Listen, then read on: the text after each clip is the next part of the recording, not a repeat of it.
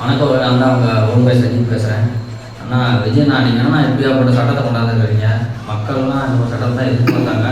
அதை நீங்கள் கொண்டாண்டிங்கன்னா பெண்களுக்கு முன்னுரிமை கொடுக்குறீங்க. ரெண்டாவது மின் கட்டணம் 200 ஃப்ரீன்னு சொல்லிட்டீங்க. அது மட்டும் இல்லாமல் 717 ஒயின் ஷாப்பில் மூட போகிறீங்க. அது என்ன விஷயம் பார்த்தீங்கன்னா, கோயில், ஸ்கூலு, காலேஜ் இந்த மாதிரி தகர்க்க போகிறீங்கன்னா இந்த 2 வாரத்துக்குள்ளே மிக்க மகிழ்ச்சினா.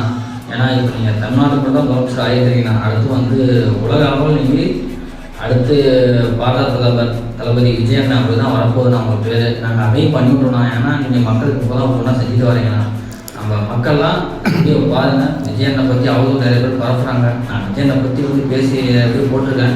இது முக்கியமான வீடியோவாக இருக்கும். விஜய் அண்ணா இது போன்ற செயல் அடுத்தது செஞ்சுட்டு வராரு. தமிழக முதலமைச்சர் அண்ணா இது வரவேற்கக்கூடிய விஷயம். இந்த வீடியோலாம் என்ன பண்ணி அதிகமாக ஷேர் பண்ணுங்கள். அண்ணன் தம்பி விஜய் அண்ணன் தம்பி அனைவருமே.